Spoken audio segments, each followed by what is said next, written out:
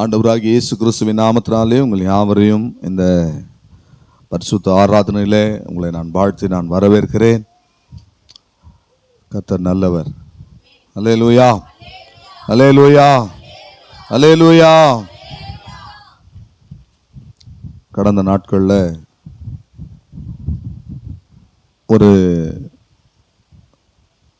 கடந்த சனிக்கிழமை, போன சனிக்கிழமை, நேற்றுக்கல்ல அதுக்கு முந்தின சனிக்கிழமை ஒரு வீட்டிற்கு ஜெபிக்கும்படியாக கடந்து சென்றிருந்தேன். அந்த வீட்டில் பார்க்கும் பொழுது வெளியே அந்த வீட்டிற்கு ஒரு போர்டு வச்சுருந்தாங்க, ஒரு பேர் வச்சுருந்தாங்க. அந்த கற்பலகையில் ஒரு பேர் வச்சுருந்தாங்க அந்த வீட்டிற்கு, அன்பின் சிகரம்னு சொல்லி. ஸோ அதை பார்த்த பிறகு அநேக சிந்தனைகள் என்னுடைய மனதில் ஓட ஆரம்பித்தது. நம்ம ஏன் இந்த அன்பின் சிகரம் என்ற இந்த ஒரு வார்த்தையை எடுத்துக்கொண்டு இதில் சில சத்தியங்களை தியானிக்கக்கூடாது என்று சொல்லி என்னுடைய மனதில் தீர்மானம் பண்ணி, தேவனுடைய அன்பு எப்படிப்பட்டதாக இருக்கிறது என்று தியானிக்க ஆரம்பித்து என்னுடைய மனதை நான் அதற்குள்ளே செலுத்தினேன். கடந்த வாரம் ஒரு முகவுரையாக ஒரு இன்ட்ரோடக்ஷன் மாத்திரம்தான் நம்முடைய இந்திரா நகர் சபையிலே பேசியிருந்தேன். கர்த்தருக்கு ஸ்தோத்திரம். ஆகவே அந்த இன்ட்ரோடக்ஷனை மாத்திரம் இன்னைக்கு நான் உங்களுக்கு சொல்லி, வருகின்ற வாரம் அதனுடைய ஆழத்திற்குள்ள நாம் கடந்து போகலாம். பிரியமானவர்களே, 2 வசனத்தை நாம் இப்போது வாசிக்கலாம். யோவான் எழுதின சுவிசேஷம் 3ஆம் அதிகாரம் 16வது வசனத்தையும், யோவான் எழுதின 1ஆம் நிருபம் 3ஆம் அதிகாரம் 1வது வசனத்தையும் நம்ம வாசிக்கலாம். யோவான் 3:16 ஒருவர் வாசியுங்கள். தேவன் தம்முடைய ஒரே பேரான குமாரனை விசுவாசிக்கிறவன் எவனோ அவன் கெட்டு போகாமல் நித்திய ஜீவனை அடையும்படி அவரை தந்தள்ளி இவ்வளவாய் உலகத்தில் அன்பு கூர்ந்தார். இவ்வளவாய் என்று சொன்னால் எவ்வளவாய், எவ்வளவு அன்பு கூர்ந்தார். வேதத்தில் அநேக காரியங்கள், தேவன் அன்பு கூர்ந்த காரியங்களை நம்ம பார்க்கலாம். ஆனா அதனுடைய உண்மையான அந்த ஆழத்திற்குள்ளே நாம் கடந்து போகணும். பிரியமானவர்களே, இன்றைக்கு அநேகருக்கு அந்த வெளிப்பாடு, அந்த சத்தியம் இல்லை. 1 யோவான் 3ஆம் அதிகாரம் 1வது வசனத்தையும் வாசிப்போம்.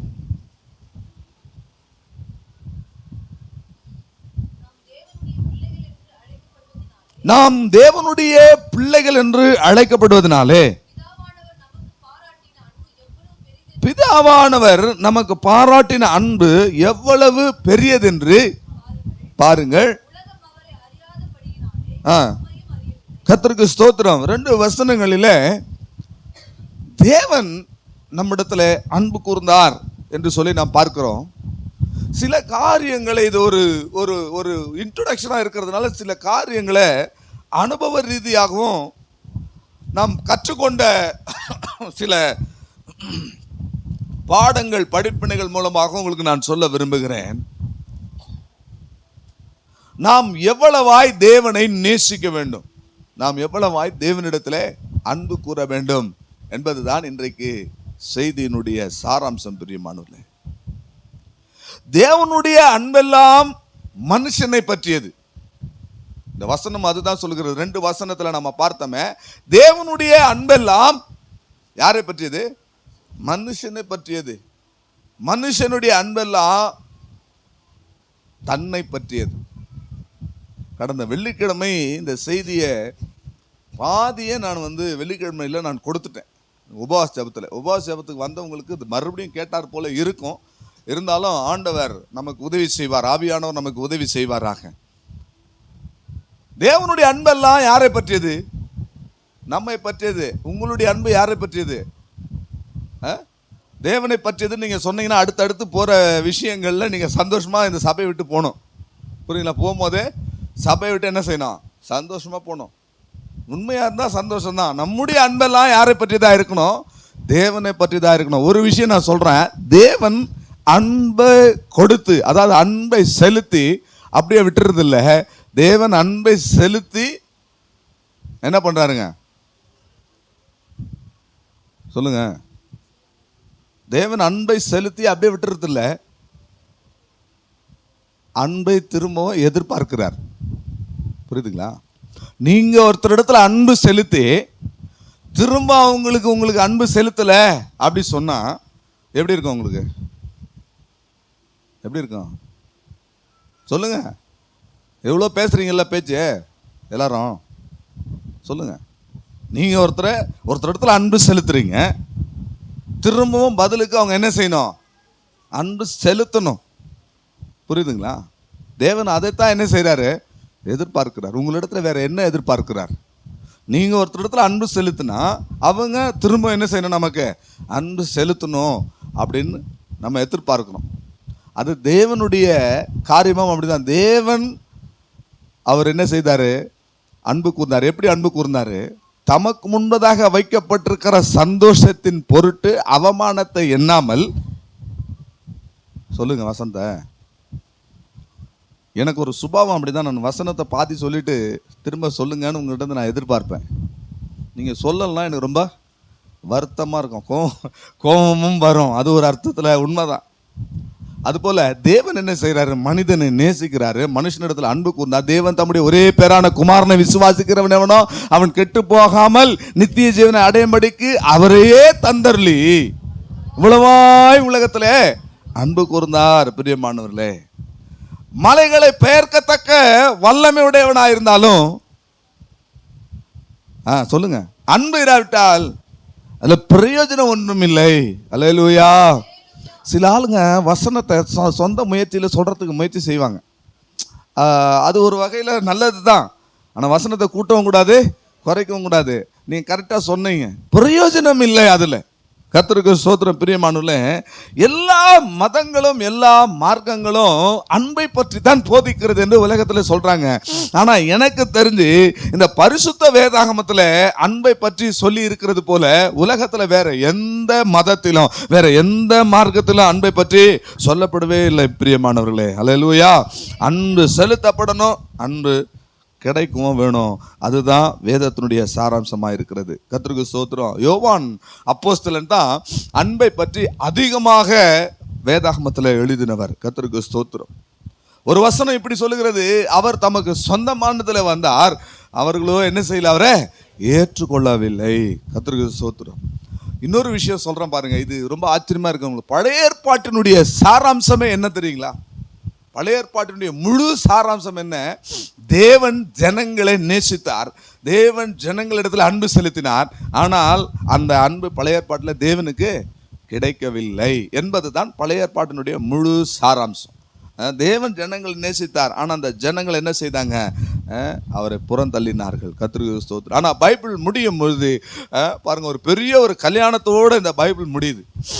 ஒரு பெரிய ஆட்டுக்குட்டியானுடைய கல்யாணம் வந்தது என்று சொல்லி இந்த வேதாகமத்தினுடைய முடிவில் நாம் பார்க்கலாம். அப்படியானால் அதுதான் பிரியமானவர்களே அன்பினுடைய பெரிய ஒரு உச்சக்கட்டம். நாம் அவரை எப்படி நேசிக்கணும்? ஒரு மணவாளன் மணவாட்டியின் மீது ஒரு நேசம் எப்படி இருக்கிறதோ அதுபோல ஒரு மணவாட்டி ஒரு மணவாளனை எப்படி நேசிக்கிறாங்களோ அதுபோல தான் நாம் அவரை நேசிக்க வேண்டியதாக இருக்கிறது. ரட்சிப்புன்னு எடுத்துக்கிட்டீங்கன்னா அந்த ரட்சிப்புல 7 படிகள் இருக்கிறது. ரட்சிப்புல 7 நிலைகள் இருக்கிறது. எத்தனை பேருக்கு தெரியும்? ரட்சிப்பில் 7 படிகள் இருக்கிறது. ஒருவன் ரட்சிக்கப்பட்டான் என்று சொன்னால் இந்த 7 அனுபவங்கள் அவனுடைய வாழ்க்கையில காணப்படணும். அந்த 7 அனுபவங்கள்ல எல்லாமே அன்பு பூர்ணமாய் நிரம்பி இருக்கிறது. கர்த்தருக்கு ஸ்தோத்திரம். ரட்சிப்பினுடைய முதல் படி, இதெல்லாம் மூல உபதேசங்கள் மாதிரி பேசிக்கா இது எல்லாமே நமக்கு தெரிஞ்சிருக்கணும். ரட்சிப்பினுடைய முதல் பகுதி என்னன்னா, முதல் படி என்னன்னா, மறுபடியும் பிறக்கிற ஒரு அனுபவம். ரட்சிப்புல முதல் படி என்ன? மறுபடியும் பிறக்கிற ஒரு அனுபவம். கர்த்தருக்கு ஸ்தோத்திரம். இது கட்டாயம் எல்லாரும் நோட் பண்ணிக்கோங்க. ரட்சிப்புல எத்தனை படிகள் இருக்கு? 7 படிகள் இருக்கு. இதுல நம்பர் 1 மறுபடியும் பிறக்கிற ஒரு அனுபவம். ரெண்டாவது, ரட்சிப்பினுடைய 2வது படி ஞானஸ்நானம். ரட்சிப்பினுடைய 3வது படி என்னவா இருக்கும்? பரிசுத்த ஆவியினுடைய அபிஷேகம். ரட்சிப்பினுடைய 4வது படியானது வேறுபாட்டின் ஜீவியம், லைஃப் ஆஃப் செப்பரேஷன். கர்த்தருக்கு ஸ்தோத்திரம். அது ரட்சிப்பினுடைய 5வது படி என்பது தெய்வீக சுகம். ரட்சிப்பினுடைய 6வது படி பூரண சுத்திகரிப்பு அல்லது பரிசுத்தம். பூரண சுத்திகரிப்பு அல்லது பரிசுத்தம். ரட்சிப்பினுடைய 7வது பகுதி சரீர மீட்பு, அதாவது நித்திய விவாகத்தினுடைய ஆரம்பம். புரியுதுங்களா? ஒரு ரட்சிக்கப்பட்ட தேவனுடைய பிள்ளைக்குள்ள இத்தனை அனுபவங்கள், 7 அனுபவங்கள் காணப்படணும். புரியுதுங்களா? இந்த 7 அனுபவங்களிலும் தேவனுடைய அன்பு பூரணமாய் இருக்கிறதை நான் பார்க்க முடியும். ஒருவன் மறுபடியும் பிறக்கும் பொழுது, முதலாவது மறுபடியும் பிறத்தல். மறுபடியும் பிறக்கிற அந்த அனுபவத்தில் எப்படி மறுபடியும் பிறக்கிற ஒரு மனிதன் 2 விதமான பாவங்கள். ஒன்று ஜென்ம பாவம், இன்னொன்று கர்ம பாவம். ஜென்ம பாவம் என்பது என்ன? மறுபடியும் பரம்பரையா நமக்கு தொடர்ந்து வருகிறது. அதாவது ஆதாம் தொட்டு வர்றதெல்லாம் ஜென்ம பாவம் தான்.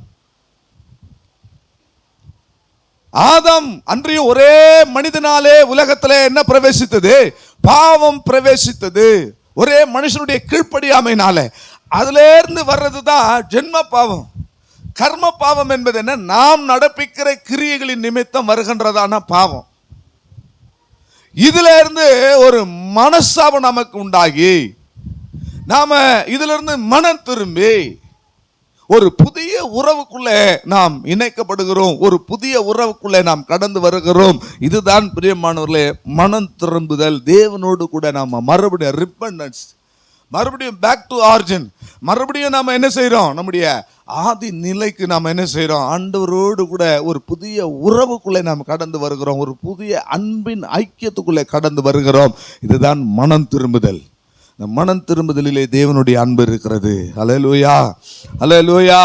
நாம் செய்த நீதியின் கிரியைகள் நிமித்தம் அல்ல, அவர் நம்மேல் வைத்த அன்பின் நிமித்தமாகத்தான். பிரியமானவர்களே, உங்களுடைய மனம் திரும்புதலிலே தேவனுடைய அன்பு இருக்கிறது. 2வது ஞானஸ்தானம். அந்த ரட்சிப்பினுடைய 7 படிகள்ல ஞானஸ்தானம். ஞானஸ்தானம் என்று சொல்லும்போது கீழ்ப்படிதல். அதுல ஞானஸ்தானத்துக்குள்ள என்ன வருது? நன்றாய் பாருங்க. ஞானஸ்தானம் எப்போ எடுக்கிறோம்? நம்ம கீழ்ப்படியும் போது தான் என்ன செய்யறோம்? ஞானஸ்தானம் எடுக்கிறோம், இல்லையா? இதுக்கு முன்னாடி கீழ்ப்படியாதவர்களா இருந்தோம். கீழ்ப்படியாதவர்கள் மேலே தேவனுடைய கோபாக்கினை வரும் என்று பார்க்கிறோம். எல்லாரும் பக்கத்துல பார்த்து சொல்லுங்க, கீழ்ப்படியலைன்னா தேவ கோபம் வரும்னு சொல்லுங்க.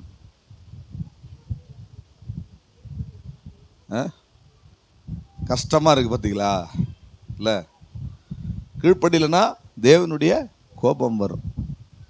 நாம கீழ்ப்படிந்து ஞானஸ்தானத்துக்கு நம்ம ஒப்பு கொடுக்கும் பொழுது அதுல தேவனுடைய அன்பு இருக்கிறது. பிரியமானவர்களே, கர்த்தருக்கு ஸ்தோத்திரம்.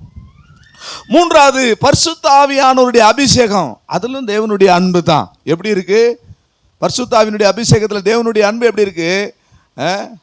நம்முடைய இருதயத்தில் ஆவியானவர் என்ன செய்யப்பட்டிருக்கிறாரு? ஊற்றப்பட்டிருக்கிறார். அன்பின் ஆவியானவராக நம்முடைய இருதயத்தில் ஊற்றப்பட்டிருக்கிறார். ஆகவே பரிசுத்த ஆவியின் அபிஷேகத்தில் ஒரு அன்பு இருக்கிறது. தெய்வீக சுகம். அடுத்தது தெய்வீக சுகம் என்று சொல்லும்போது நான் மருந்து மாத்திரை எடுக்க மாட்டேன்னு ஒரு குரூப் சொல்லிட்டு இருக்கிறாங்க. அப்படி இருந்தா அது பெரிய மகா பரிசுத்த விசுவாசம் தான். அல்லேலூயா. அதை என்னுடைய சார்பில் நான் அதை ஆதரிக்கிறேன். ஆமென், அல்லேலூயா. மருந்து மாத்திரைகளினால தெய்வீக சுகம் இல்லை. கர்த்தருக்கு ஸ்தோத்திரம். தெய்வீக சுகம் என்பது என்ன? தேவனே நமக்கு என்ன செய்யணும்? மருந்து மாத்திரை அதனால எடுக்காதீங்க நான் இங்கிருந்து சொல்லலை. ஆனா அதை பார்க்கிலும் தேவன் தருகிற சுகம் உன்னதமானது. அல்லேலூயா, அல்லேலூயா, அல்லேலூயா. கர்த்தருக்கு ஸ்தோத்திரம். அவருடைய கற்பனைகளை கை கொள்ளுகிறவர்களுக்கு எந்த வியாதியும் வராது என்று வேதம் சொல்லுதுங்க. அவருடைய கற்பனையை கை கொள்றவனுக்கு எந்த வியாதியும் வராது. அவர் அப்பத்தையும் தண்ணீரையும் ஆசீர்வதிப்பாரு. வியாதியை உன்னிலிருந்து விலக்குவேன், எகிப்திற்கு வரப்பண்ணின வாதைகளை ஒன்றை நான் என்ன செய்ய மாட்டேன் அப்படின்னா பாருங்க பிரியமானவர்களே, அந்த தேவனுடைய அந்த அவர் கொடுக்கிற தெய்வீக சுகத்துல நமக்கு ஒரு தேவனுடைய அன்பு இருக்கு. எப்படி தெய்வீக சுகத்துல தேவனுடைய அன்பு இருக்கிறது என்பதை நான் முகவரியா தான் சொல்றேன். இன்னும் மெசேஜுக்குள்ள போல. மெசேஜ் ஃபுல்லா உன்னத பாட்டு. கர்த்தருக்கு ஸ்தோத்திரம். தேவனுடைய அன்பு எப்படிப்பட்டதுன்னு நான் சொல்றேன். உங்க ரட்சிக்கப்பட்ட அந்த ரட்சிப்புக்குள்ள தேவனுடைய அன்பு இருக்கு. நீங்க தெய்வீக சுகத்துல தேவனுடைய அன்பை எப்படி நீங்க பெற்றுக்கொள்ள முடியும்னா, எப்படி அதை அறிய முடியும்னா, வேதம் சொல்லுது அவர் நம்முடைய பாவத்திற்காக சிலுவையை சுமந்தார், நம்முடைய சாபங்களுக்காக சிலுவையை சுமந்தார், நம்முடைய துக்கங்களை அவர் சுமந்தார், ஏற்றுக்கொண்டார். துக்கங்களே சுமந்தார். அல்லேலூயா. நமக்கு சமாதானத்தை உண்டு பண்ணும் பொருட்டு அவர் என்ன செய்தாரு? ஆக்கினையை அவர் ஏற்றுக்கொண்டார், ஆக்கினையை அடைந்தார். இப்ப சொல்ற, அவருடைய தழும்புகளாலே நீங்கள் குணமானீர்கள், சுகமானீர்கள் அப்படின்னா, அப்போ உங்களுக்கு ஒரு தெய்வீக சுகத்தை தரும்படியாக அவர் தழும்புகளை என்ன செய்தாரு? ஏற்றுக்கொண்டார். சிலுவை மரணத்தை விசுவாசிக்கிறவன், இயேசு கிறிஸ்து குற்றமில்லாதவராக சிலுவையிலே அவர் அறையப்பட்டார் என்று சொன்னால், அந்த சிலுவையிலே பாவத்திற்காக மாத்திரமல்ல, சாபங்களுக்காக மாத்திரமல்ல, பிரியமானவர்களே, நம்முடைய நோய்களையும் அவர் சுமந்தார் என்று வேதம் சொல்லுகிறது. அல்லேலூயா. நம்முடைய வியாதிகளையும் அவர் என்ன செய்தாரு? சுமந்தார். ஆக இயேசு சிலுவையை சுமந்து எனக்காக பாடுபட்டு மரித்தார் என்று விசுவாசிக்கிறவன், அந்த சிலுவையிலே என்னுடைய வியாதியை சுமந்தார் என்று விசுவாசிக்க வேண்டும். அந்த சிலுவையிலே என்னுடைய நோய்களை சுமந்தார் என்று விசுவாசிக்க வேண்டும். அல்லேலூயா.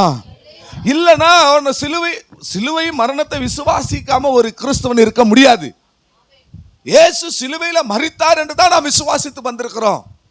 அப்படியானால் அந்த சிலுவையிலே பாவ சாபத்தை மாத்திரமல்ல, வியாதிகளையும் பலவீனங்களையும் நோய்களையும் அவர் என்ன செய்திருக்கிறாரு?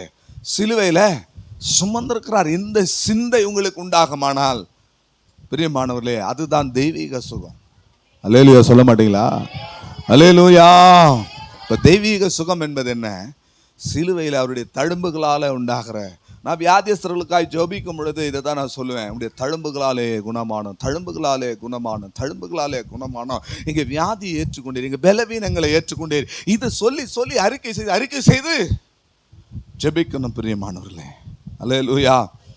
தெய்வீக சுகம், அதுல தேவனுடைய அன்பு, சிலுவையில அவருடைய சரீரத்துல நம்முடைய நோய்களையும் வியாதிகளையும் அவர் சுமந்து கொண்டார். அப்படின்னா அதுல எவ்வளவு பெரிய ஒரு அன்பு இருக்குங்க. அதுதாங்க தெய்வீக அன்பு. அல்லேலூயா. ஆறாவதாக பூரண சுத்திகரிப்பு அல்லது பரிசுத்தம். கர்த்தருக்கு ஸ்தோத்திரம். சுத்திகரிப்புன்னு சொல்லும் போதே ஒரு காரியத்துக்கு ஆயத்தமாகுதல் தான் சுத்திகரிப்பு. எஸ்தர் ராஜாத்தி அவங்க ராஜாவுக்கு முன்பதாக போய் நிற்பதற்கு எத்தனை வருஷம் தன்னை சுத்திகரித்து கொண்டாங்க? ஒரு வருஷம் அவங்க தன்னை சுத்திகரித்து கொண்டாங்க. 6 மாசம் வெள்ளை போலத்தினால அவங்க தன்னை சுத்திகரித்து கொண்டாங்க. அப்படின்னா ஒரு நித்திய விவாகத்திற்கு நாம என்ன செய்யறோம்? மனவாட்டியாக நம்ம ஆயத்தமாகி கொண்டிருக்கிறோம். ஆகவே நமக்கு எவ்வளவு பெரிய ஒரு சுத்திகரிப்பு அவசியமா இருக்கிறது. அல்லேலூயா. அல்லேலூயா சொல்ல மாட்டீங்களா? அல்லேலூயா. அல்லேலூயா. கர்த்தருக்கு ஸ்தோத்திரம். பிரியமானவர்களே, இதுல வேறுபாட்டின் ஜீவிதத்துல அன்பு இருக்குங்க. வேறுபாட்டின் ஜீவியம் என்பது என்ன? நாம தேவனுக்காக உலகத்துல வேறு பிரிக்கப்பட்டவர்களாக ஒரு வாழ்க்கை வாழறோம் இல்லையா? மற்றவர்களுக்கும் நமக்கும் ஒரு வித்தியாசம் இருக்கா இல்லையா? வேறுபாட்டின் ஜீவியம் என்பது என்ன? நீங்க டிஃபரெண்டா இருக்கிறீங்கன்றது தான் வேறுபாடு. நீங்கள் அவர்கள் நடுவிலிருந்து புறப்பட்டு போய் அசுத்தமானதை தொடாதிரு அப்படின்னா என்ன அர்த்தம்? வேறுபாடு. இந்த உலகத்திலிருந்து பிரிந்து போய் நம்ம ஒரு வேறுபாட்டின் ஜீவியம், அது கிறிஸ்துவுக்காக, அதுல தேவனுடைய ஒரு அன்பு இருக்கிறது பிரியமானவர்களே. கர்த்தருக்கு ஸ்தோத்திரம். ஆறாவதாக பூரண சுத்திகரிப்பு, அது பரிசுத்தம். அப்படின்னா அந்த நித்திய விவாகத்திற்கு நம்மை சுத்திகரித்துக் கொள்கிறோம், நம்மை பரிசுத்தப்படுத்திக் கொள்கிறோம் பிரியமானவர்களே. அதுதான் பிரியமானவர்களே அன்பின் ஆயத்தத்தை காண்பிக்கிறது. கல்யாணத்துக்கு ஆயத்தமாகுதல், நித்திய விவாகத்திற்கு ஆயத்தமாகுதல், தேவனுக்காக அவரை சந்திக்க ஆயத்தமாகுதல். ஏழாவது சரீர மீட்பு. சரீர மீட்பு ரட்சிப்புல இருக்கிற ஏழாவது படி என்ன? சரீர மீட்பு. சரீர மீட்புனா என்னங்க? இந்த சரீரத்திலிருந்து நாம என்ன செய்யறோம்? பிரிந்து போகிறோம். இந்த சரீரத்தை விட்டு நம்ம பிரிஞ்சு போறோம் தான் சரீர மீட்பு. அப்போஸ்தலனாகிய பவுல் பிலிப்பியருக்கு எழுதும்போது சொல்றாரு, நீங்க வீட்டுல போய் வாசித்துக் கொள்ளுங்க, தேகத்தை விட்டு பிரிந்து.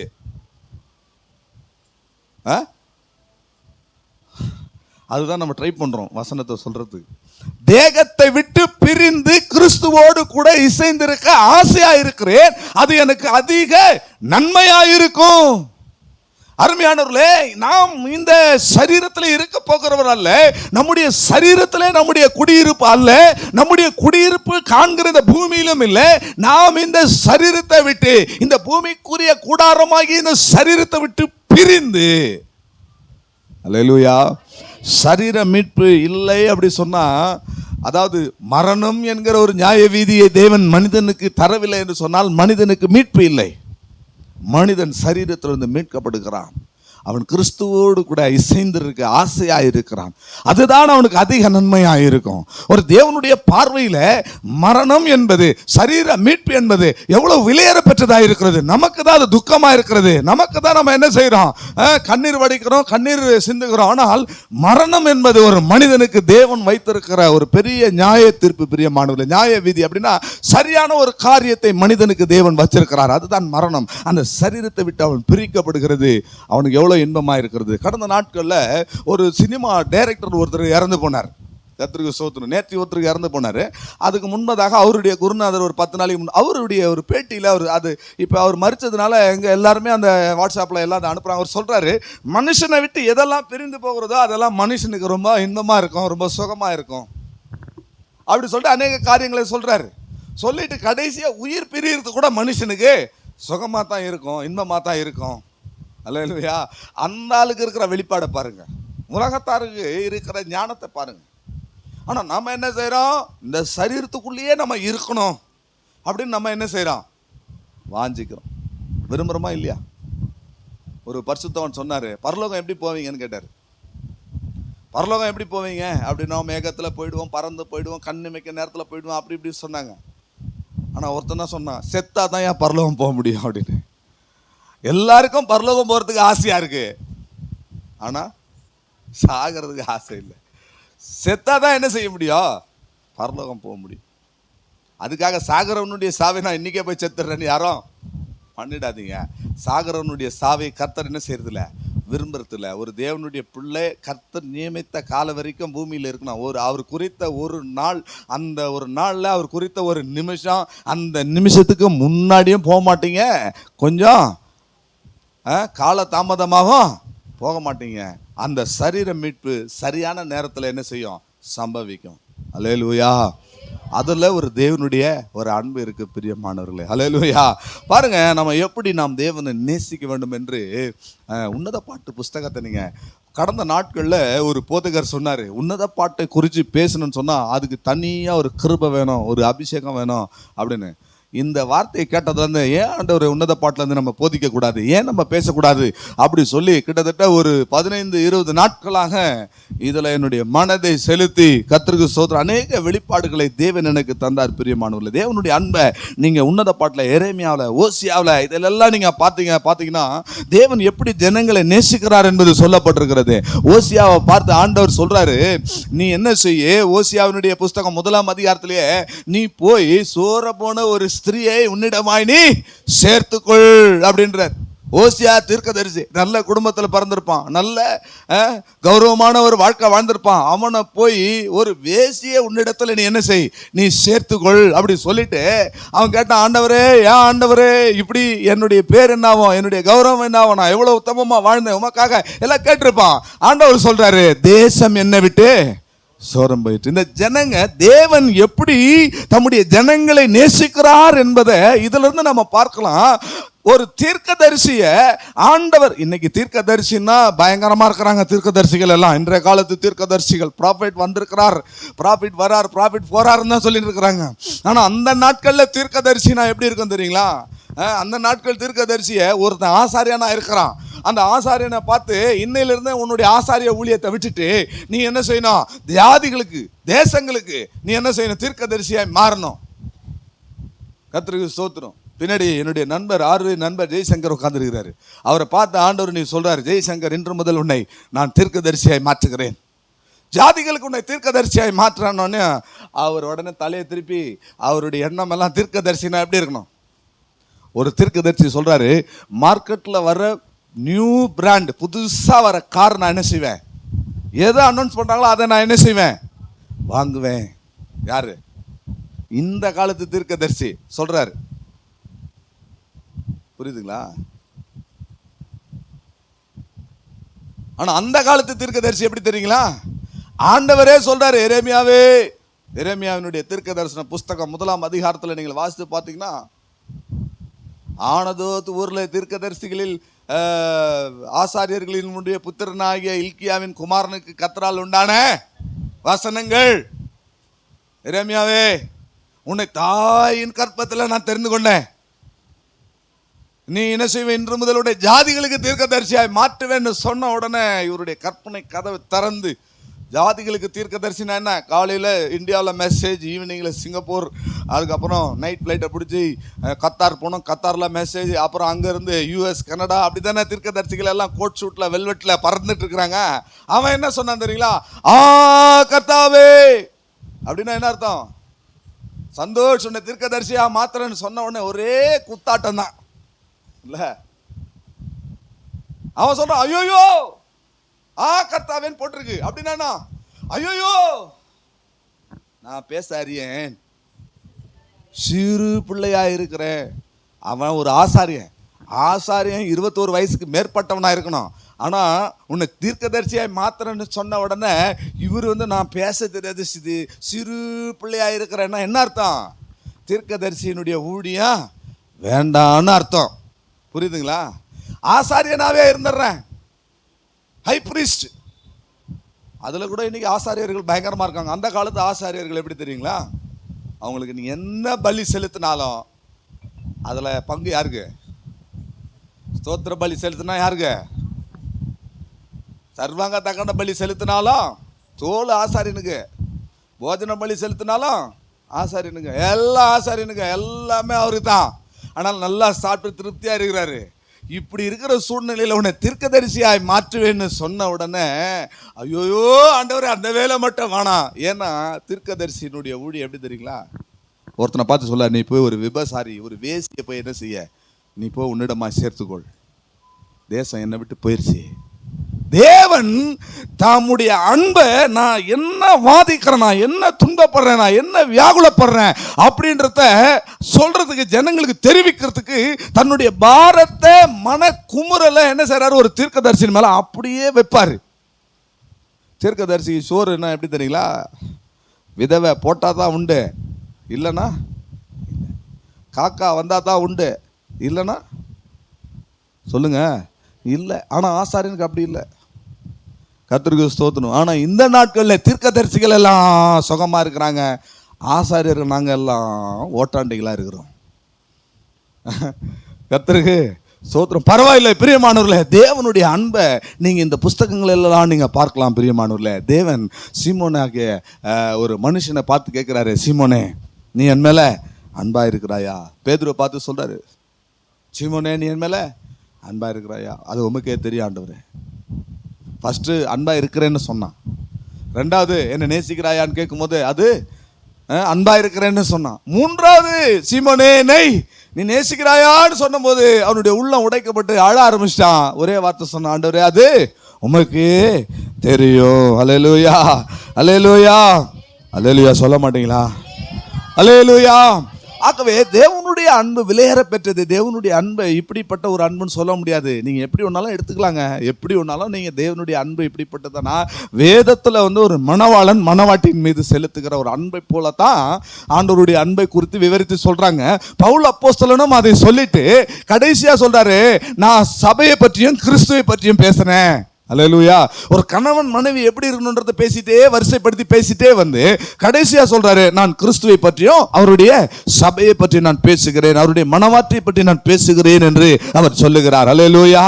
அருமையானவர்களே, இந்த சீமோன் பேதுருவை போல நாம் ஆண்டவரை பார்த்து சொல்ல முடியுமா, ஆண்டவரே உம்மை நேசிக்கிறேன் என்று சொல்ல முடியுமா? தேவனுடைய அன்பு எப்படிப்பட்டது? ஒரு சிநேகிதன் இன்னொரு சிநேகிதனை சிநேகிக்கிறது போல சொல்லலாமா? சொல்லலாம். ஏன்னா ஆண்டவர் ஒரு சிநேகிதனோடு பேசுவது போல பேசினார். அல்லேலூயா. தகப்பன் தன் பிள்ளைக்கு இறங்குகிறது போல இறங்குகிறான். மணவாளன் மணவாட்டின் மீது நேசமா இருக்கிறது போல அவருடைய அன்பிற்கு இப்படிப்பட்ட ஒரு அன்பு தானு நம்ம சொல்லவே முடியாது. நம்முடைய அறிவுக்கு எட்டாத ஒரு காரியம் பிரியமானவர்கள். நம்முடைய சொற்ப ஞானத்தின் மூலமாக வேதத்திலிருந்து சில காரியங்களை நாம் ஆராய்ந்து பார்க்க முடியுமே தவிர அவருடைய அன்பிற்கு ஆழ அகல உயரத்தை நம்மால கணக்கிடவே முடியாது பிரியமானவர்களே. ஒரு சில காரியங்களை நாம் வேத புஸ்தகத்திலிருந்து பார்க்க போகிறோம். விசேஷமாக உன்னத பாட்டிலிருந்து நாம் பார்க்க போகிறோம். கர்த்தருக்கு ஸ்தோத்திரம். பாருங்க, உன்னத பாட்டு 1ஆம் அதிகாரத்தினுடைய முதல் 2 வசனங்களை வாசிங்க. சாலமோன் பாடின உன்னத பாட்டு. அவர் தமது வாயின் முத்தங்களால் என்னை முத்தமிடுவாராக, உமது நேசம் திராட்சை ரசத்தை பார்க்கிலும் இன்பமானது. அல்லேலூயா, அல்லேலூயா. ஸோ இதை நம்ம வியாக்கியானம் பண்றதுன்றது ஒரு கடினமான ஒரு காரியம். உண்மையாகவே ஆண்டவருடைய ஒத்தாசை நமக்கு அவசியம். எத்தனையோ பாடல்கள் இருக்கிறது, எவ்வளவோ பாட்டு இருக்கு இல்லையா, இருக்கா இல்லையா? எல்லாம் நீங்கள் மெய் மறந்து இருக்கிறீங்களா, இல்லை என்னதான் அவர் சொல்ல போறாருன்னு எதிர்பார்த்துட்டு இருக்கிறீங்களா, இல்லை எப்போ முடிப்பாருன்னு இருக்கிறீங்களா? எனக்கு ஒன்றுமே புரியல. உங்களுடைய ரியாக்ஷன் தான் என்னால் புரிஞ்சிக்கவே முடியல. கர்த்தருக்கு ஸ்தோத்திரம். ஐயா, எத்தனையோ பாட்டு இருக்கு இல்லைங்களா? ஆனா இதுக்கு மட்டும் ஏன் உன்னத பாட்டுன்னு வச்சாங்க? இங்கிலீஷ்ல நீங்க பாத்தீங்கன்னா பாடல்களின் பாடல் என்று சொல்லப்பட்டிருக்கிறது. ஆங்கிலத்துல பாடல்களுக்கெல்லாம் பாடல், தமிழ்ல உன்னத பாட்டு என்று சொல்லப்பட்டிருக்கிறது. கர்த்தருக்கு ஸ்தோத்திரம். பாருங்க, எத்தனையோ பேர் பாட்டை எழுதி இருக்கிறாங்க. பலவிதமான பாட்டுகள் இருக்கிறது. நம்ம கூட இன்னைக்கு பல பேருடைய பாட்டை கேட்டு அடிமையாயிட்டு இருக்கிறோம் இல்லையா? சிலர்லாம் என்ன பாட்டு பாடினாங்களாம் ஒரே ராகம் ஒரே ஸ்கேல்ல இருக்குது. கர்த்தருக்கு ஸ்தோத்திரம். தாவீது எத்தனையோ பாடல்களை எழுதியிருக்கிறார். இந்த சாலமோன் கூட ஏராளமான பாடல்களை அவர் எழுதியிருக்கிறார். ஆனா இந்த இடத்துல இது உன்னத பாட்டு என்று சொன்னா, உன்னதமான பாட்டு, பாடல்களுக்கு எல்லாம் பாடல். கர்த்தருக்கு ஸ்தோத்திரம். இந்த உன்னத பாட்டை குறித்து அநேகர் சாலமோன் தன்னை ஒரு மணவாட்டியாகவும் ஆண்டவரை மணவாளனாகவும் கற்பனை செய்து கொண்டு இதை பாடினார்னு சொல்லிட்டு அநேகர் சொல்லி கொண்டிருக்கிறாங்க. அப்படி அல்ல பிரியமானவர்களே. இந்த உன்னத பாட்டை நீங்க எடுத்துக்கிட்டீங்கன்னா ஒரு முக்கோண வடிவத்திலான வருகின்றதான ஒரு காரியம் இதுல நமக்கு தெரியும். சாலமோன் இருப்பாரு, சுலமித்தியால் இருப்பாங்க, நேசர் என்று சொல்லப்படுகிற ஒரு நபர் இருப்பார். இதை குறிச்சு கொள்ளுங்க. சாலமோன், சுலமித்தியால், நேசர். நேசர் பக்கத்தில் ஒரு மேய்ப்பன், நேசர் என்கிற மேய்ப்பன். இது 3 காரியங்கள் வருகிறத நான் கண்டுபிடிச்சேன். கர்த்தருக்கு ஸ்தோத்திரம். இதை நம்ம அடுத்த வாரம் நம்ம பார்க்கலாம். இன்றைக்கு பாருங்க பிரியமானவர்களே, இந்த தேவனுடைய அன்பு எப்படிப்பட்டதா இருக்கிறது என்பதை இந்த உன்னத பாட்டினுடைய 2வது வசனம் சொல்லுகிறது. வாசிங்க 2வது வசனத்தை. அவர் தமது வாயின் முத்தங்களால் என்னை முத்தமிடுவாராக, உமது நேசம் திராட்சை ரசத்தினுடைய இன்பமானது. அல்லேலூயா. திராட்சை ரசத்தை விட ரொம்ப சந்தோஷமானது. அருமையானவர்களே, இங்கே அவர் என்று சொல்லப்பட்டிருக்கிறது, உமது என்று சொல்லப்பட்டிருக்கிறது. ரெண்டுமே ஒரே ஆள் தான். அவர் என்று சொல்லப்பட்டிருக்கிறது, உமது. அவர் தம்முடைய வாயின் முத்தங்களால். இந்த முத்தங்கள் என்று சொல்லும் பொழுது இந்த இடத்துல மனுஷ முத்தத்தை நாம் என்ன செய்யக்கூடாது, நாம் எடுத்துக்கொள்ள கூடாது. இந்த இடத்துல முத்தங்கள் என்று சொல்லுவது தேவன் நம்மேல் பாராட்டுகிற தயவு தான் முத்தங்கள் என்று சொல்லப்பட்டிருக்கிறது. அல்லேலூயா. அதுக்கான வசனங்களை நான் உங்களுக்கு பின்னால் கொடுக்கிறேன். தேவன் நம்மேல் பாராட்டுகிற தயவுகள் தான் இங்கே முத்தங்கள் என்று சொல்லப்பட்டிருக்கிறது. பிரியமானவர்களே, இந்த இடத்துல அந்த அவள் யார், அவர் யார், உமது என்று சொல்லப்பட்டிருக்கிறது. இந்த இடத்துல ஒரு பெரிய சிந்தனை எனக்கு உண்டாச்சு பிரியமானவர்களே. ஒரு அம்மா ஆண்டவர் மேல கொண்ட அன்பின் நிமித்தம், அதாவது நல்லா புரிஞ்சுங்க, இதோட நான் இதை முடிக்கிறேன் இந்த சப்ஜெக்டை. அங்க அவர் என்று சொல்லும் பொழுது, உமது என்று சொல்லும் பொழுது இது ரெண்டுமே ஒரே நபரை தான் காண்பிக்கிறது. அன்பின் நிமித்தமா அவருடைய பேரை அவங்க என்ன செய்ய மாட்டேறாங்க, சொல்ல மாட்டேன்றாங்க. அநேகர் பழைய நாட்களில் வயசான பாட்டி அம்மாங்க அவங்க வீட்டுக்கார பேரை சொல்ல மாட்டாங்க, அவங்க கணவருடைய பேரை சொல்ல மாட்டாங்க. ஆனால் இந்த இடத்துல நான் என்ன சொல்ல வரேன்னா, அவர் என்று சொல்லும் பொழுது அவங்க ஒரு யூக மண்டலத்தில், அதாவது சிந்தனை மண்டலத்தில், ஒரு கற்பனை உலகம் அல்லது ஒரு யூகத்தில் அவர்னு சொல்றாங்க. உமது என்று சொல்லும் பொழுது அந்த இடத்துல அவர் பிரசன்ஸ் ஆயிடுது, அங்க வந்துட்டார். அல்லேலூயா. அவர்னு சொல்லும் பொழுது இவங்க ஒரு யூகத்துல சொல்றாங்க அவர் சொல்லி. உமது அப்படி சொல்லும் போது அங்க அட் பிரசன்ட் ஆள் என்ன செஞ்சுட்டாராங்க, வந்துட்டாரு. தேவ சமூகம், தேவன் அங்க கடந்து வந்துட்டார். இதுதான் அந்த அவர் என்று சொல்றதுக்கும் உமதுன்னு சொல்றதுக்கும். இன்னொரு காரியத்தை நான் உங்களுக்கு சொல்றேன் பிரியமானவர்களே. யோவான் எழுதின சுவிசேஷம் 20ஆம் அதிகாரம் 15வது வசனத்தை நீங்கள் குறித்து கொண்டு அங்க பாருங்க. இது கொஞ்சம் கடினமா தான் இருக்கும், உங்க மனது திறந்து இருந்தா தான் இதை ஏற்றுக்கொள்ள முடியும். யோவான் எழுதின சுவிசேஷம் 20ஆம் அதிகாரம் 15வது வசனத்துல இயேசு அவளை பார்த்து, ஸ்திரீயே ஏன் அழுகிறாய், யாரை தேடுகிறாய் என்றார். அவரை தோட்டக்காரர் என்று எண்ணி, நல்லா கவனிங்க ஐயா, நீர் அவரை எடுத்ததுண்டானால் அவரை வைத்த இடத்தை எனக்கு சொல்லும். யாரை தேடுறேன்னு சொன்னா இந்த அம்மா என்ன சொல்லணும் சொல்லுங்க? இயேசுவை தேடுறேன்னு சொல்லணும். நீங்கள் அவரை எடுத்துக்கொண்டதுண்டானால் அப்படின்னா என்ன சொல்லணும்? இயேசுவை எடுத்துக்கொண்டதுண்டானால் சொல்லணும். அவரை வைத்த இடம் அப்படி சொன்னா இயேசுவை வைத்த இடம்னு சொல்லணும். ஆனா இந்த அம்மா, நீர் அவரை எடுத்ததுண்டானால் நான் அவரை தேடுகிறேன் அப்படின்னா இயேசுன்னு ஏன் சொல்லல? அந்த விலையேற பெற்ற ஒரு அன்பு இருக்கு பார்த்தீங்களா, அதுக்கு பேரு காரியம் ஊரெல்லாம் வைக்க முடியாது. அல்லேலூயா. அவுட் ஆஃப் கண்ட்ரோல்ல போற அந்த தெய்வத்தின் மீது பாராட்டுகிற அந்த அன்பு அப்படிப்பட்டதா தான் இருக்கும். அதுதான் உன்னத பாட்டுல அவர் தம்முடைய வாயின் முத்தங்களால் என்னை முத்தமிடுவாராக. ஒரு அல்லேலூயா சொல்லுங்களேன். அல்லேலூயா, அல்லேலூயா. அன்பு என்னால் அப்படிதான் இருக்கும் பிரியமானவர்களே. அவரை பார்த்தீர்களா? அவரை எடுத்துக்கொண்டீர்களா? அவரை எடுத்த இடத்த சொல்லுங்க. இன்னும் சொல்ல போனா உலகத்தார் இந்த மரியாதையும் இயேசு கிறிஸ்துவையும் இணைச்சு ஒரு பெரிய கதை கட்டி விட்டுட்டாங்க. தெரியுங்களா உங்களுக்கு?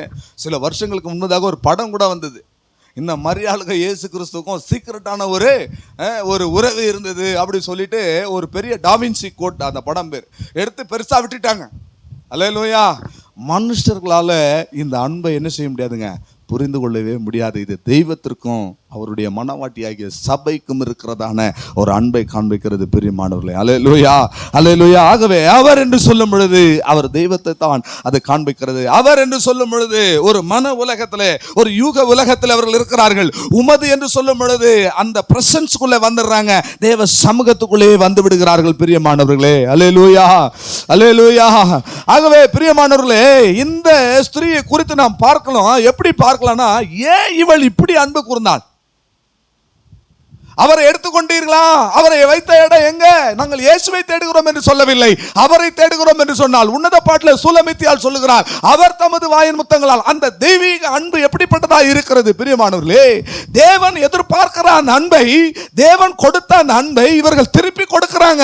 கர்த்தருக்கு ஸ்தோத்திரம். அது எப்படிப்பட்டதா இருக்கிறது?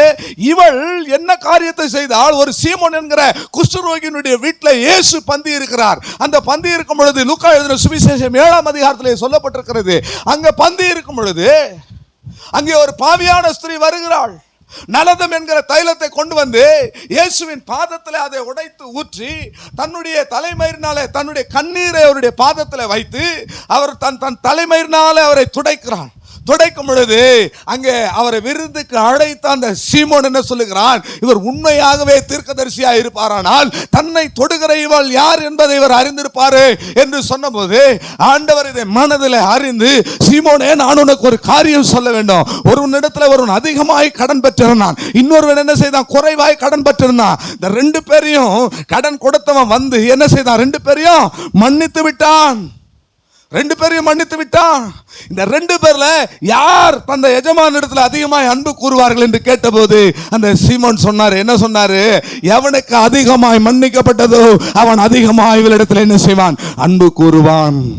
அல்லேலூயா சொல்லுங்களேன். அல்லேலூயா. இந்த ஸ்திரீயை தேவன் மன்னித்தார். சீமோனை பார்த்து சொல்ல, சீமோனே, நான் வீட்டுக்கு வந்தபோது நீ என்ன செய்யல, எனக்கு என் கால்களை கழுவதற்கு நீ தண்ணீர் தரவில்லை, என் தலைக்கு நீ என்ன தரல, எண்ணெயை தரவில்லை, நீ என்னை முத்தம் செய்யவில்லை.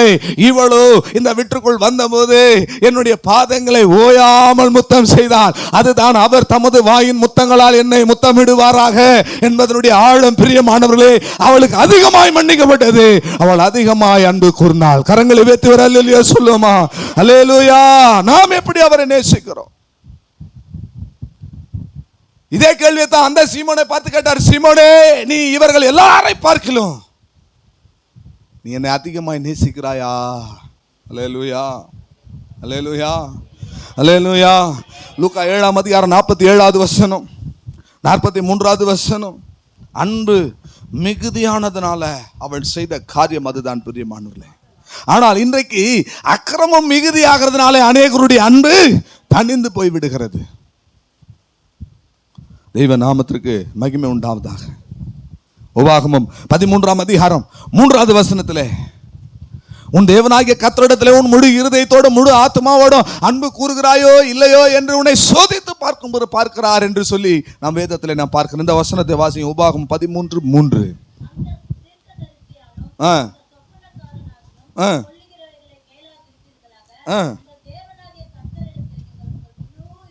முழு இருதயத்தோடும் முழு ஆத்மாவோடும் அன்பு கூறுகிறீர்களோ இல்லையோ என்று அறியும்படிக்கு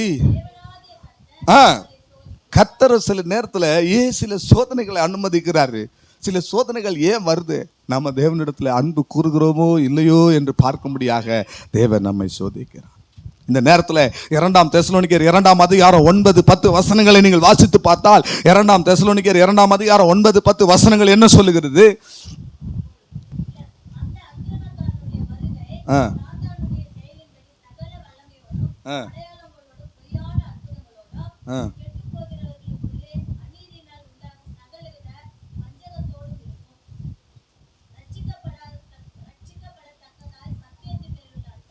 ரட்சிக்கப்படத்தக்கதாய் சத்தியத்தின் மேலுள்ள அன்பை. சத்தியத்துக்கு மேல ஒரு அன்பு நமக்கு தேவை. அல்லேலூயா. நீங்கள் அன்பு கூறுகிறீர்களோ இல்லையோ என்று பார்க்கும்படி தேவன் உங்களை சோதித்தருகிறார். நம்ம சத்தியத்தின் மேலுள்ள அன்பு நமக்கு அவசியமா இருக்கிறது. 2 யோவான் 6 அதிகாரத்தை 6வது வசனத்தை நீங்கள் வாசித்து பார்த்தா ஒரே அதிகாரம் தான். 2 யோவான் 6வது வசனம், கற்பனைகளின்படி நடப்பதே நாம் அவர் மேல் பாராட்டுகிற அன்பு. அல்லேலூயா. கற்பனைகளிலே நடக்கணும். வேறு சத்தியத்தின் மேல் அன்பா இருப்பது என்றால் என்ன அர்த்தம்?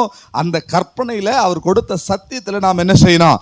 நடக்கணும். யோவானை சீமோனை பார்த்து ஆண்டவர் சொல்றார், இவர்கள் எல்லாரையும் பார்க்கலாம் நீ அன்பா இருக்கிறாயா சொன்ன உடனே அவன் சொல்றான், ஆண்டவரே அதை நீர் அறிவீர் சொன்ன உடனே இப்போ நான் இந்த முடிக்கிறதுக்காக சில ஆசீர்வாதமான வார்த்தைகளை சொல்லி நான் முடிக்க விரும்புகிறேன். இது ஒரு முகவரி தான். அடுத்த வாரம் இதனுடைய ஆழத்துக்குள்ள நம்ம இன்னும் சில சத்தியங்களை நாம் பார்க்க போகிறோம். கர்த்தருக்கு ஸ்தோத்திரம். இதுவே இவங்களுக்கு எப்படி நீங்க இதை எடுத்துக்கொள்றீங்கன்னு தெரியல. ஆண்டவருடைய நாமத்துக்கு மகிமை உண்டாகட்டும். இந்த அன்பு ஆண்டவர் நீ என்னை நேசிக்கிறாயான்னு சொன்ன உடனே சீமோன் பேதுரு சொன்னார், உமக்கே தெரியணும்னா ஆண்டவருடைய வார்த்தை என்ன? நீ என்னுடைய ஆட்டுக்குட்டிகளை மேய்ப்பாயாக. அப்படியானால் யாரு தேவனை இப்படி நேசிக்கிறாங்களோ அவர்களுக்கு தான் ஊழியம் கொடுக்கப்படும். அல்லேலூயா. ஊழியத்தில் முன்னேறி வளர்ந்து வராங்க, ஊழியத்தில் ஸ்டெப் பை ஸ்டெப்பாக ஏறி வராங்க அப்படி சொன்னால் அதிலிருந்து நம்ம தெரிஞ்சுக்கலாம் இவங்க தேவனிடத்தில் அன்பு செலுத்துகிறாங்க. எப்படிப்பட்ட அன்பு? அவர் உமது என்கிறதான ஸ்தானத்தில் ஆண்டவரை நேசிக்கிறவர்கள். அல்லேலூயா, அல்லேலூயா. இந்த பேதுருவை பாருங்க, எபிரேயர்ல 6 அதிகாரத்தில் ஒரு வசனம் இருக்கிறது. பரம ஈவை ருசி பார்த்து, ஒரு தரம் தேவனுடைய அன்பை ருசி பார்த்து, பரம ஈவை ருசி பார்த்து மறுதலித்து போனவன் மறுபடியும் இதுல நிற்பது சொல்லுங்க கூடாத காரியம். ஒரு தடவை தேவனுடைய அன்பையும் பரம ஈவையும் ருசி பார்த்தவர்கள் மறுதலித்து போய் ருசி பார்த்து மறுதலிச்சு போனவங்க மறுபடியும் புதுப்பிக்கிறது. மறுதலிச்சவனை மறுபடியும் புதுப்பிக்கிறது. அன்பையும் பரம ஈவையும் தேவனையும் ருசி பார்த்தவங்க, பின்வாங்கி போனவங்க, விழுந்து போனவங்களை மறுபடியும் புதுப்பிச்சு நிக்கிறது கூடாத ஒரு காரியம். ஆனா தேவன் மேல வைத்த அன்பு எப்படிப்பட்டதா இருக்கிறது? பேதுரு 3 தடவை மறுதலித்தார். ஒரு முறை சபிச்சார், சத்தியம் பண்ணார், மறுதலிச்சார். அப்படி மறுதலிச்சு போனா அதே பேதுருவை கொண்டு மறுபடியும் ஊழியத்தில் நிறுத்தி, என் நேசரை போல நான் சிலுவையில் நேரா தொங்குறதுக்கு நான் தகுதி இல்லவன், என்னை தலைகளா சிலுவையில் அறிஞ்சிருங்கன்னு சொல்ற அளவுக்கு அவனை கொண்டு நிலை நிறுத்தினது எது? இவர்கள் எல்லாரும் பார்க்கலாம், நான் உண்மை அதிகமாக நேசிக்கிறேன், தேவனை நேசிக்கிற அந்த நேசிப்பு தாங்க உங்களுக்கு ஊழியத்தை கொடுக்கும். அல்லேலூயா சொல்ல மாட்டீங்களா? அல்லேலூயா. இழந்து போன எல்லாவற்றையும் திரும்ப உங்களுக்கு தருவது எதுதான்? தேவனுடைய அன்பு தான் பிரியமானவர்களே. ஏனென்று சொன்னால் எபேசியர் 6 அதிகாரம் 24வது வசனத்திலே, எபேசியர் 6 அதிகாரம் 24வது வசனம் சொல்லுகிறது, அழியாத அன்பு, அந்த அழியாத அன்பினாலே உங்களுக்கு கிருபை உண்டாகிறது என்று சொல்லி எபேசியர் 6:24 வாசியுங்கள்.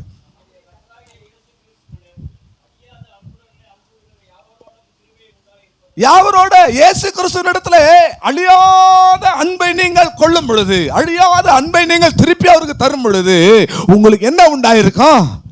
கிருபை உண்டாயிருக்கும். ஒரு அல்லேலூயா சொல்லுங்க. ஒன்று, நீங்கள் இப்படிப்பட்ட ஒரு அன்பை நீங்கள் அவரிடத்தில் செலுத்தும் பொழுது உங்களுக்கு ஊழியம் கிடைக்கும். இரண்டாவது, எல்லாம் இழந்து போன எல்லாம் கிடைக்கும். மூன்றாவது, இங்கே அழியாத ஒரு அன்பை நீங்கள் அவரிடத்தில் நீங்கள் காண்பிக்கும் பொழுது, அவர் தருகிற அந்த அன்பை திருப்பி நீங்கள் அவருக்கு தரும் பொழுது, அவர் உங்கள் மேல் அன்பு காட்டுகிறார், நீங்கள் அவரிடத்தில் அன்பு காட்டும் பொழுது உங்களுக்கு என்ன கிடைக்கிறது? கிருபை கிடைக்கிறது. எல்லாமே கிருபை தான் பிரியமானவர்களே. அல்லேலூயா. நியாயாதிபதிகள் 5ஆம் அதிகாரம் 31வது வசனம் சொல்லுகிறது.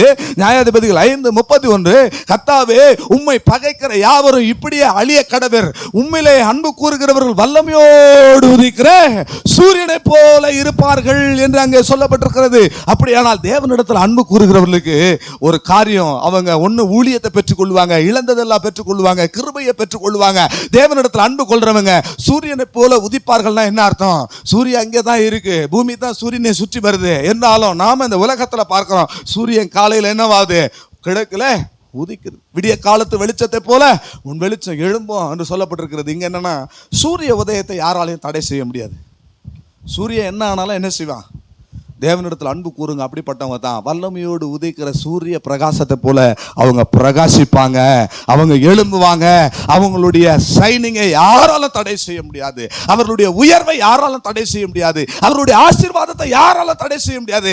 ஏனென்றால் அவன் தேவனை நேசிக்கிறவனாய் இருக்கிறான். ரோமர் 8ஆம் அதிகாரம் 28வது வசனம் எனக்கு இந்த முழு வேதாகமத்திலேயே எனக்கு ரொம்ப பிடிச்ச, அதிகமா நேசிக்கிற ஒரு வசனம். எல்லா வசனமும் நேசிப்பான், ஆனா இந்த வசனத்துக்கு இடையா என்ன மாற்றின, என்னோடு பேசின, என்ன இன்றைக்கு வரைக்கும் தாங்குகிற வசனம் இந்த வசனம் தான் பிரியமான. வேண்டுமானால் நீங்களும் அப்படி சுதந்தரித்துக் கொள்ளுங்கள். அன்றியும் அவருடைய தீர்மானத்தின்படி அடைக்கப்பட்டவர்களாய் தேவனிடத்தில் அன்பு கூறுகிறவர்களுக்கு சகல நன்மைக்கு ஏதுவாய் நடக்கிறது. நீங்கள் ஆண்டவரை நேசிப்பீர்களானால், ஆண்டவரிடத்தில் அழியாத அன்பு உங்களுக்கு இருக்குமானால், உங்கள் வாழ்க்கையில் நடக்கிற சகலமும், ஒரு சிம்பிள் மேட்டர் சொல்ற பாருங்க, சீப்பை போட்டு தலை வாடுறீங்களா, அந்த தலை, அந்த சீப்புல இருந்து ஒரு முடி 4 முடி கண்ணிட்டு வருதுன்னா கூட தேவன் அறியாம அது நடக்காது என்று தேவனிடத்தில் அன்பு கூறுகிறவன் விசுவாசிப்பான். அல்லேலூயா. தேவனிடத்தில் அன்பு கூறுகிற அவருடைய ஜனமே, உனக்கு சகல நன்மைக்கு ஏதுவாய் நடக்கிறது. யோசேப்பினுடைய வாழ்க்கையில பாருங்க, யோசேப்பு தேவனிடத்தில் அன்பு கூர்ந்தான், ஆனா அவனுடைய வாழ்க்கையில நடந்தது எல்லாமே அவனுக்கு எதிரடையாகத்தான் நடந்தது. யோசேப்புக்கு தேவன் கொடுத்த தரிசனம் என்ன?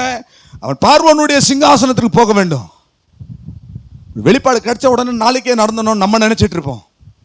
ஆனா அவனுடைய வாழ்க்கையில அவன் சிங்காசனத்துக்கு போய் சேர்ற வரைக்கும் ஒரு காரியமும் அவனுக்கு அனுகூலமா நடக்கல. யோசேப்பினுடைய வாழ்க்கையில சிங்காசனம் இருக்கு, அதான் தரிசனம். சூரியனும் சந்திரனும் அவனை வணங்க வேண்டும், நட்சத்திரங்கள் அவனை வணங்க வேண்டும், அரிக்கட்டுகள் அவனை வணங்க வேண்டும், அதான் தரிசனம். ஆனா அந்த தரிசனத்துக்கு ஒன்று கூட ஏதுவான காரியங்கள் அவன் வாழ்க்கையில நடக்கல. எல்லாம் எதிரடையாய் நடந்தது. ஒன்று கூட அனுகூலமாய் நடக்கவில்லை, எல்லாம் பிரதிகூலமாய் நடந்தது. ஆனால் நான் சொல்றேன், தேவனிடத்தில் அன்பு கூறுகிறவனுக்கு சகலமும் நன்மைக்கு எதுவாய் நடக்கும். இப்படி சொல்றேன், ஒருவேளை இன்னைக்கு நீ மரிச்சிட்டா கூட அது உனக்கு நல்லதுக்கு தான் நடந்ததே தவிர, அல்லேலூயா, ஒரு நாள் அது தீமைக்காக அல்ல. பிரியமானவர்களே, தேவனிடத்தில் அன்பு கூறுகிறவர்களுக்கு சகலமும் நன்மைக்கு எதுவாய் நடக்கும். ஒருத்தன் சொல்லிட்டான், தேசத்தின் எல்லை எங்க 127 நாடுகளை அரசாண்ட அகாஸ்வேரி ராஜா சொல்லிட்டான், எல்லா யூதர்களும் என்ன செய்யணும்? கொல்லணும். எல்லாம் எதிர்மறையா நடக்கிறது. ஆனால் தேவனிடத்தில் அன்பு கூறுகிறவனுக்கு கடைசி நிமிஷம், அந்த லாஸ்ட் மில்லி செகண்ட் வரைக்கும் கூட பிரியமானவர்களே, தேவனிடத்தில் அன்பு கூறுகிறது சகலமோ நன்மைக்கு எதுவாய் நடக்கும்.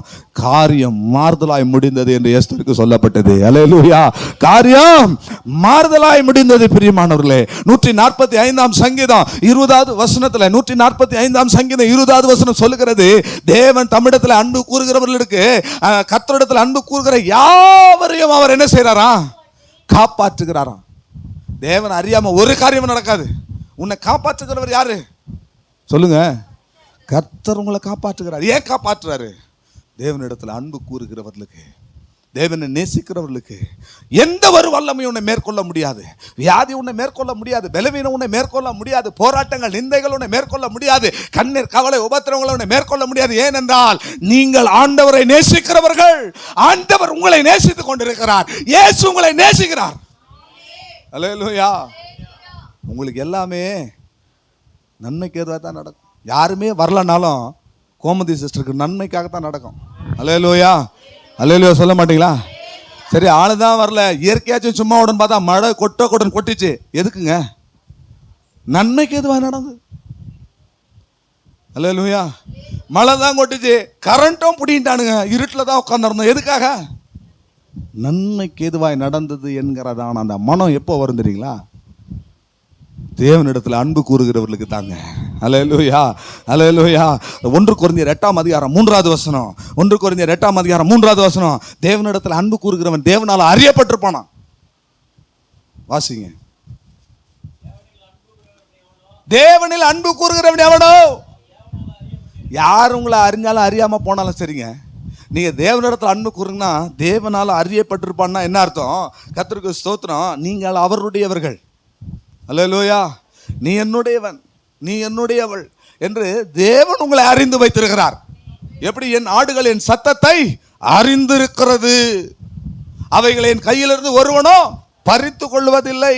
அப்படி தேவன் அறியாம ஒரு காரியம் ஒன்று நடக்காது. தேவன் அறியாம ஒரு காரியம் ஒன்றை மேற்கொள்ளாது.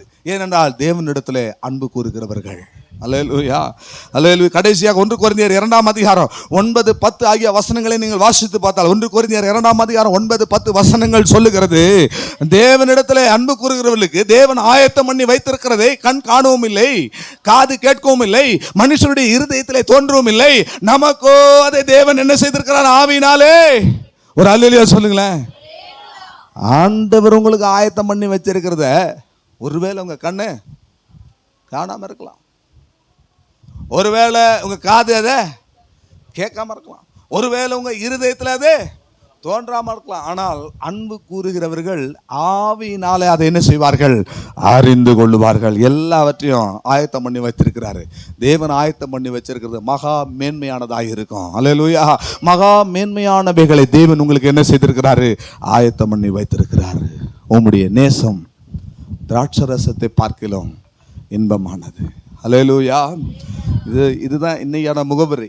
அந்த தேவன் தருக்கிற அந்த அன்பு திராட்சரசத்தை பார்க்கலாம். இந்த ஒரு பாயிண்ட்டை மட்டும் பார்த்தலான்னு பார்த்தேன், ஆனால் அங்கே நேரமாகிறது. ஆகினால பிரியமானவர்களே, திராட்சரசம் 3 விதமான சந்தோஷத்தை கொடுக்கும். திராட்சரசம் 3 விதமான சந்தோஷத்தை கொடுக்கும்.